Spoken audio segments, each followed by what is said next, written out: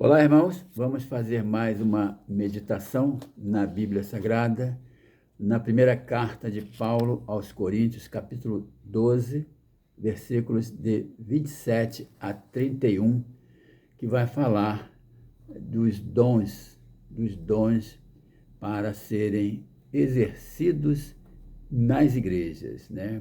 O que são dons? São qualidades individuais que cada pessoa tem para exercer nas igrejas locais. Então, vamos fazer essa leitura e vamos fazer uma meditação. Diz assim, 1 Coríntios capítulo 12, versículo de 27 a 31, que diz assim: Ora, vós sois corpo de Cristo e, individualmente, membros desse corpo. A uns estabeleceu Deus na igreja, primeiramente, apóstolos, em segundo lugar, profetas, em terceiro lugar, mestres, depois, operadores de milagres, depois, dons de curar, socorros, governos, variedades de línguas. Porventura, são todos apóstolos? Ou todos profetas? São todos mestres? Ou operadores de milagres? Têm todos dons de curar? Falam todos em outras línguas? Interpretam-nas todos? Entretanto, procurai com zelo os melhores dons. Esses dons que Paulo cita aqui, né? Apóstolos, profetas, mestres, variedade de línguas, capacidade das pessoas orarem uns pelos outros e curarem, né? Pessoas que têm a capacidade de governar tanto as igrejas quanto os países, os estados. Quando Paulo fala em corpo de Cristo, vós sois corpo de Cristo. O que vem a ser isto, né? Esse termo, corpo de Cristo. Isto significa, depois nós vamos ver na Bíblia, que corpo de Cristo significa igreja, a igreja de Cristo. Mas não igreja formada de construções de tijolos, né, feitas por mãos humanas.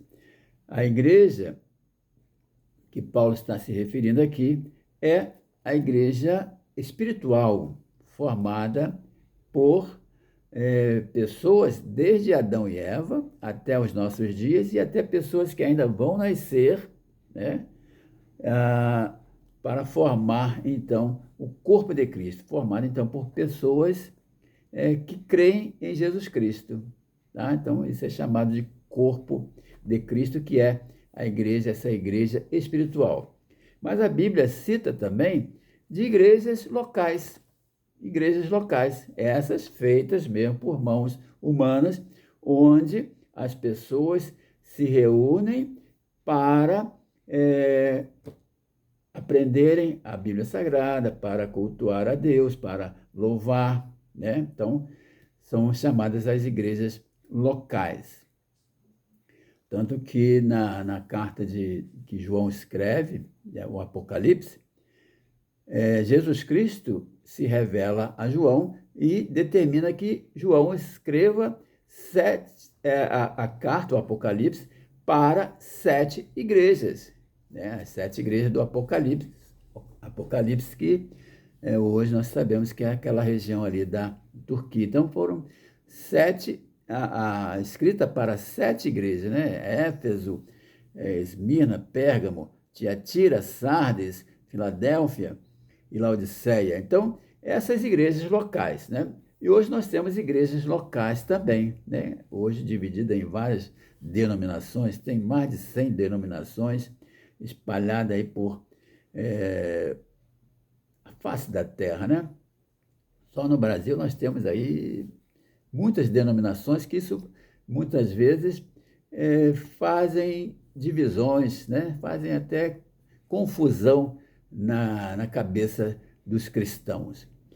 Mas, então, com relação aos dons que Paulo fala aqui, que é para ser exercida nas igrejas locais, né? Ele cita aqui alguns dons, né? Apóstolos, profetas, mestres, né? São o alicerce das igrejas locais, né? Que são os pastores, os padres e mestres, que são os professores, né?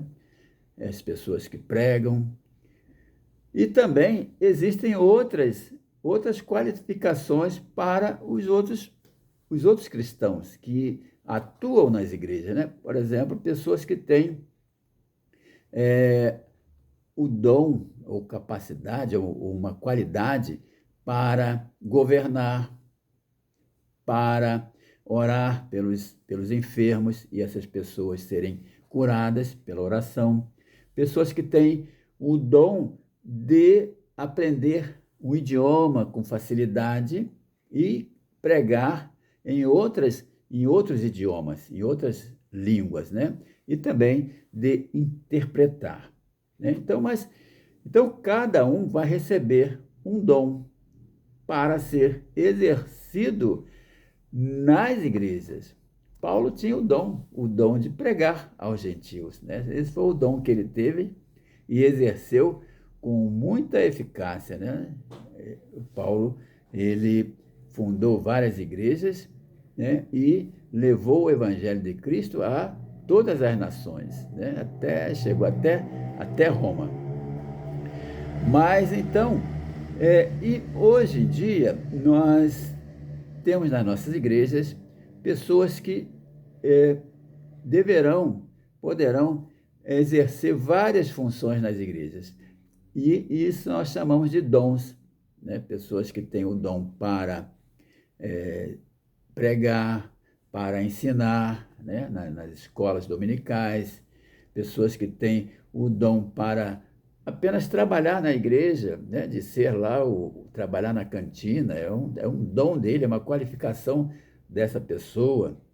Pessoas que têm o dom para aprender um idioma com facilidade, para poder até receber um missionário, né, estrangeiro, e ele ali interpretar também essa pregação. Então, os dons são para ser exercidos nas igrejas, né? Então, por isso que Paulo fala que nem todos terão os mesmos dons, né? Cada um terá o dom para ser exercido nas igrejas, né? Então, por isso que, antes de explicar essas qualificações dos dons que Paulo cita, né? Ele precisa uma coisa primordial. Antes de uma pessoa exercer um dom na igreja, ele precisa seguir uma qualificação importantíssima, que é o amor, tanto o amor ao próximo, quanto o amor para fazer o bem, a caridade, que de nada vai adiantar ele receber o dom de fazer profecia, o dom de falar algum idioma, né? O dom de exercer qualquer atividade importantíssima na igreja, o dom de ser um músico, né? De ser um cantor, né? O dom de exercer qualquer função na igreja, se não tiver amor. Nada disso vai adiantar na vida desse cristão. Então, por isso que depois Paulo, mais adiante, vai citar que antes de exercer estes dons, é necessário ter amor, né? Seguir primeiro e procurai com zelo os dons espirituais. Tudo, porém, seja feito com ordem e decência.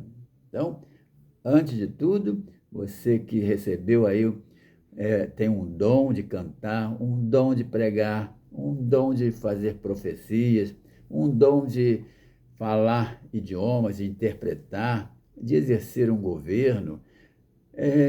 Se você não tiver amor, nada disso vai adiantar. Então, que você que está exercendo uma função na igreja, você tem esse chamado de Deus para exercer na igreja, para a edificação dos irmãos, para o crescimento espiritual de cada um dos irmãos, né?